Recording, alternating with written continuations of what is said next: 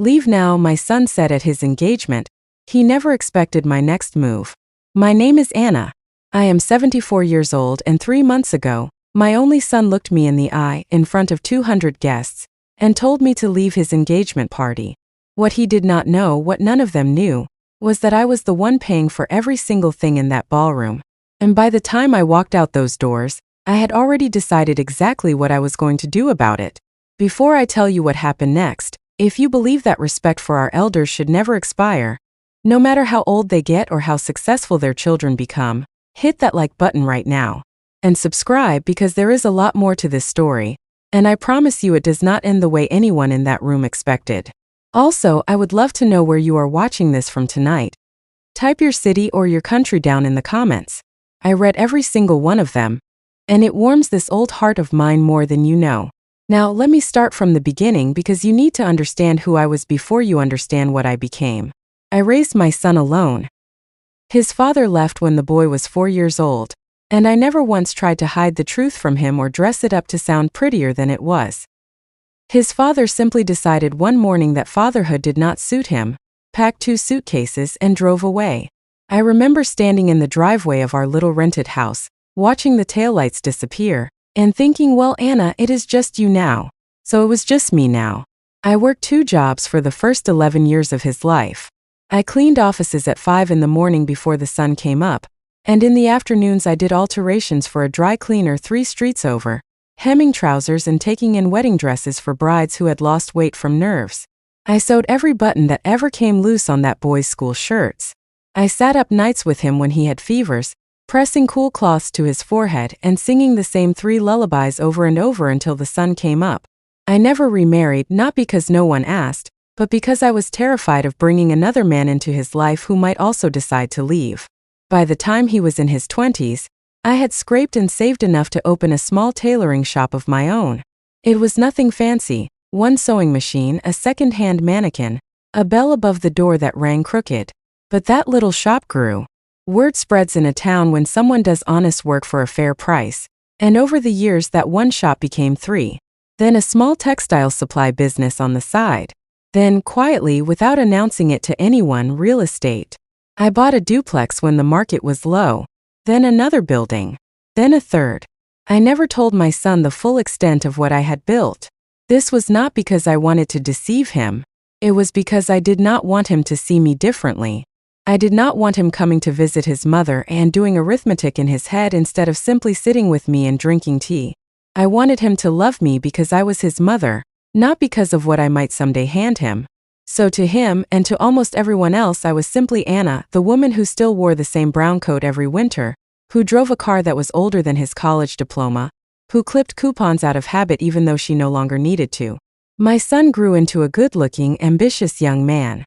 He became an architect, and I was so proud of him I nearly burst every time someone asked what my son did for a living. He worked hard, I will give him that. He never asked me for money, not once in his adult life. And for a long time I believed that meant he had inherited my values. I believed he understood what it meant to build something with your own 2 hands and be grateful for it. Then he met his fiancée. I will not use unkind words about her, because this is not really her story to be blamed in. She came from a family with old money, the kind of family that has never once worried about whether the lights would stay on. Her parents owned vineyards. Her mother served on charity boards and wore watches that cost more than my first car. And I think somewhere along the way my son began to feel that I did not fit into the life he was building for himself. I think he began to feel embarrassed by the woman in the plain brown coat. I noticed it in small ways at first.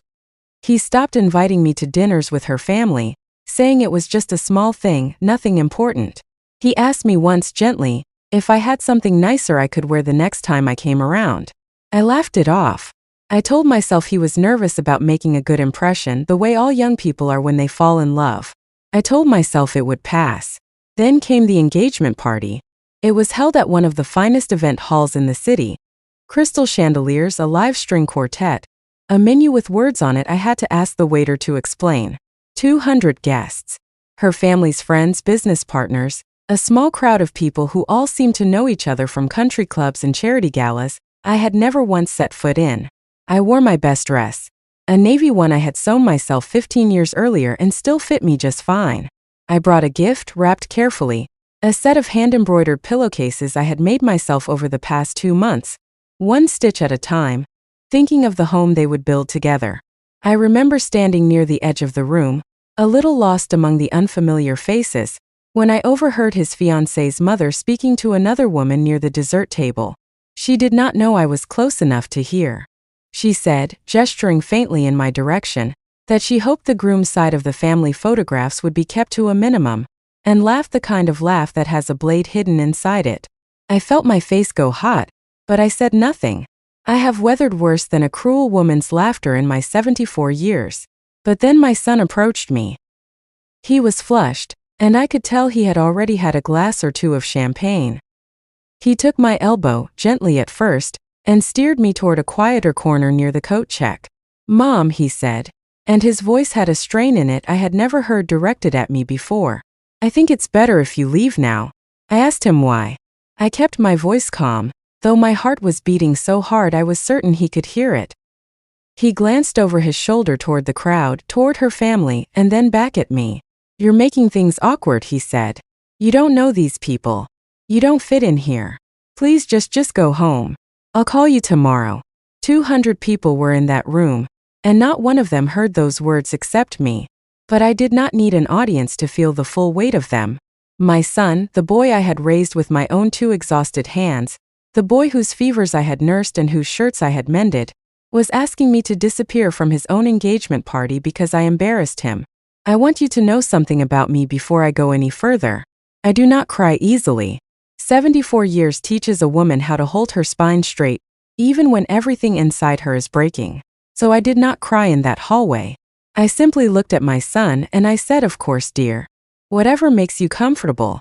And I picked up my coat, and I walked out of that ballroom with my head high, and I did not look back. But here is what my son did not know, what none of them knew, as I walked to my car in that parking lot with the cold night air on my face. I owned that event hall. Not the whole building outright at first, no, I had acquired the property 2 years earlier through my real estate holdings, a smart investment I had made under the name of a small holding company that had nothing resembling Anna anywhere in its paperwork. The manager who greeted guests at the door with such polished warmth answered to me, though he had never once met me in person, only my property manager, who handled things on my behalf so that I could remain, as I always preferred, quietly invisible. I also happened to know, because my son had once mentioned it in an unguarded moment months earlier, that his fiancée's family's vineyard business had taken out a significant loan the previous year to expand their tasting room and export operations. And I knew, because business circles in a mid-sized city are smaller than people think, that the bank holding that loan had recently sold a portion of its consumer debt portfolio to private investment groups. One of those groups, as it happened, was one I had quietly invested in for years. I am not telling you this to boast. I am telling you this because I want you to understand that I did not build a small empire out of nothing by being a foolish woman who wears a plain coat and says nothing when she is wronged. I built it by paying attention, by being patient, by never showing my whole hand until the moment called for it. That night, sitting in my car in the parking lot, I did not cry, and I did not call my son screaming the way some other woman might have. Instead, I called my property manager the following morning and asked a single question. What was the deposit schedule for the wedding reception, which I now knew had also been booked at the very same hall for 6 months later? The answer was that a second deposit, a substantial one, was due within the week. I did not cancel the booking out of spite. I want to be very clear about that because spite is not the lesson of this story. What I did instead was far simpler and far more powerful. I called a meeting, not with my son, but with the hall's events director, a polite young woman who had always been kind to me on my rare visits to inspect the property. I asked her to draw up a full, itemized breakdown of every service being provided for that wedding, the catering markup, the floral contract, the string quartet fee, all of it. I did not ask her to raise a single price or change a single term. I simply asked her to send that itemized breakdown, along with a formal note from ownership, directly to the family footing the bill. Her family, not mine. You see, wealthy families who have never had to look closely at a bill are often the ones most unsettled when someone finally shows them exactly where their money is going, and exactly who is truly in control of the room they are standing in. Within that itemized document was a small, unremarkable line near the bottom, listing the property's registered ownership group. It took her father, I later learned, less than a day to trace that ownership group back to me. He called my son first, not me. I imagine that conversation was not a comfortable one for either of them. My son showed up at my door 2 days later, and for the first time in a long while, he looked at me the way he used to look at me when he was a small boy who had scraped his knee and needed his mother to make it better. He stood on my porch in the cold, and he did not say a word for a long moment. Then he said, "Mom, is it true?" I invited him in. I made tea the same way I always had, and I told him everything calmly without raising my voice, without a single note of triumph in it, because triumph was never what I wanted. I told him about the shop with the crooked bell, and the second shop and the third, and the buildings I had bought quietly over the years while he was busy building his career and his new life. I told him I had never hidden it out of shame, only out of a wish to be loved for myself and not for what I had. Then I told him what hurt me the most was not the money, and it was not the party, and it was not even being asked to leave. What hurt me most was that in that hallway, in that moment, he had looked at his own mother and decided she was something to be managed, something to be hidden away like an old coat that no longer matched the room. He cried. My grown son, the architect, the man who had not needed me for anything in years, sat at my kitchen table and cried like the boy I raised. He apologized, and I believe truly that he meant it. He told me he had let another family's comfort matter more than his own mother's dignity, and that he did not know how to undo it. I did not undo the wedding booking. I did not punish anyone by pulling the venue out from under them at the last moment, because 2 wrongs have never once made a right in my 74 years of living. What I did instead was simpler and I think in the end far more lasting. I told my son that he was welcome to keep the venue, keep the wedding, keep his life exactly as he was building it, but that from that day forward, he needed to decide clearly and honestly whether his mother had a permanent seat at his table, or whether she did not. There would be no more quiet corners near the coat check. No more asking me to make myself smaller so someone else could feel more comfortable. He chose me, fully and without hesitation, in the months since. He sat his fiancée down, and from what he has told me, that conversation was a difficult one, because it required her too to decide what kind of family she wanted to marry into, one where an elderly woman in a plain coat is dismissed, or one where she is honored for exactly what she built with her own 2 hands. I attended their wedding 6 months later. I wore the same navy dress. I sat, this time not near the coat check, but at the head table beside my son, exactly where a mother belongs. Her family knows now, of course, precisely who I am, and I will tell you honestly, there is a different kind of respect in the room when people understand what a woman is capable of building quietly over decades without ever once asking for applause.